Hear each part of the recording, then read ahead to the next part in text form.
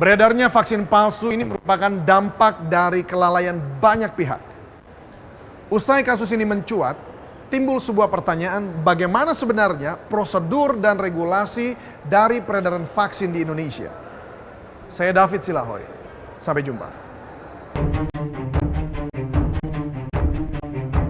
Kasus beredarnya vaksin palsu masih terus bergulir. Lemahnya pengawasan dan adanya celah dalam prosedur pengadaan vaksin disinyalir menjadi ajang bagi para pelaku pemalsuan vaksin untuk menjalankan praktik curangnya. Bahkan, berdasarkan hasil investigasi Bareskrim Polri menunjukkan vaksin palsu telah beredar ke beberapa daerah di Indonesia sejak tahun 2003. Lantas bagaimana praktik curang pemalsuan vaksin ini bisa terbongkar? Proses penyelidikan yang sukses ini berawal dari fenomena adanya vaksin yang berbeda harga tapi vaksinnya sama. Ada vaksin yang sama tapi berbeda harga. Itulah yang kemudian kita telusuri sejauh mana dan di mana berangkat dari mana. Kita temukan dan kemudian kita sampai kepada pembuatnya. Kita ingin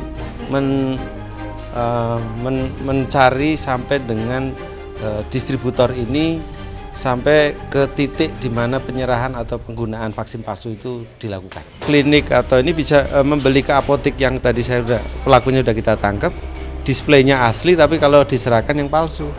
Jadi ini tipu daya yang dia lakukan, sehingga itulah modus mungkin yang disampaikan Mas tadi. Faktanya, pengelolaan vaksin adalah hal yang sistematis dan berkesinambungan, mulai dari kegiatan perencanaan, pengadaan, penyimpanan, pendistribusian, dan pencatatan pelaporan vaksin. Kini regulasi dan mekanisme distribusi vaksin di Indonesia pun dipertanyakan.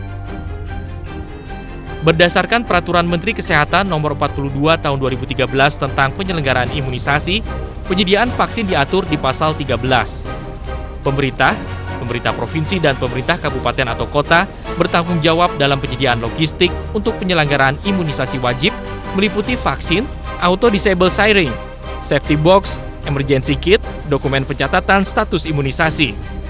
Sedangkan perihal distribusi vaksin diatur di Pasal 17. Pemerintah provinsi dan pemerintah kabupaten kota bertanggung jawab terhadap pendistribusian logistik untuk imunisasi wajib ke seluruh puskesmas dan fasilitas pelayanan kesehatan lain di wilayahnya.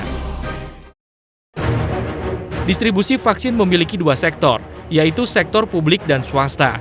Dalam sektor publik, pengadaan secara e-purchasing menggunakan e-katalog dengan cara disalurkan perusahaan besar farmasi ke Dinas Kesehatan atau Dinkes dan fasilitas kesehatan atau Fankes dengan kaidah cara distribusi obat yang baik. Sementara itu, sektor swasta diizinkan untuk melakukan pembelian secara mandiri. Dalam pengadaannya, swasta bisa menjadikan Badan Pengawas Obat dan Makanan atau Badan POM sebagai acuan produk tersebut legal atau tidak. Selain itu, rumah sakit swasta atau klinik swasta untuk mendapatkan vaksin wajib berkoordinasi dengan Dinkes.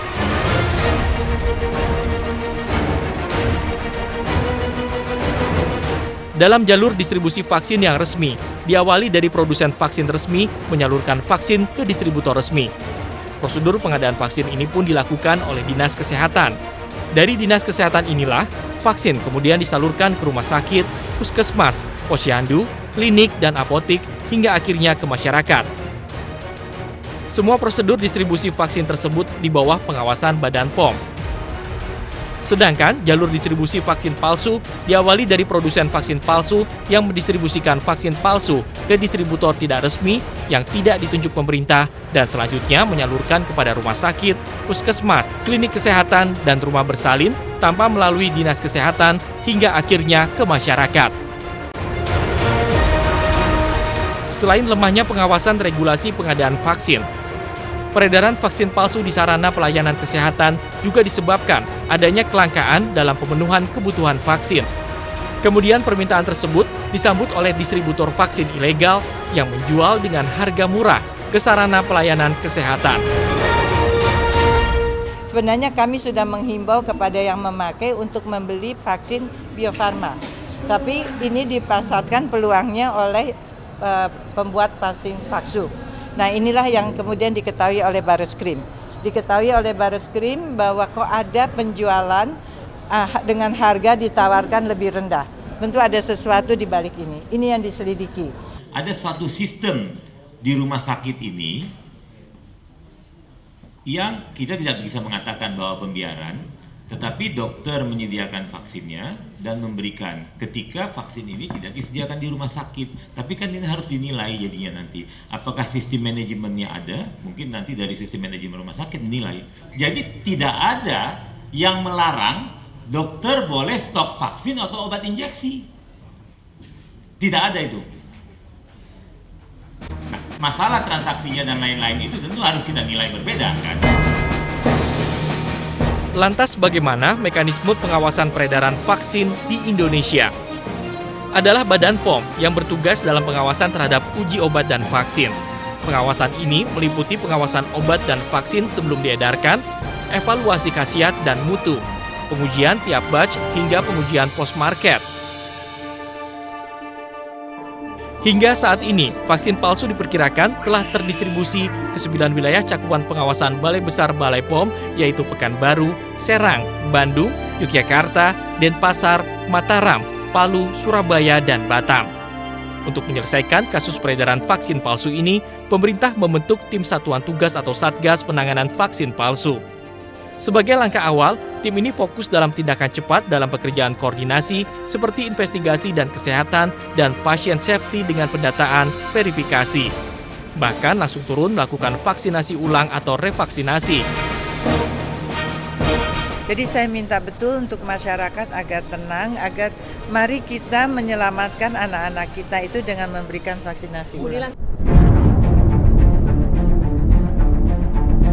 Penegakan hukum yang memberikan efek jera, pengawasan yang kuat, dan koordinasi menjadi kunci dalam penanganan peredaran vaksin palsu agar kejadian ini tidak terus berulang. Jadi jangan bilang Anda tidak tahu tentang masalah ini, karena kami sudah memberitahukannya.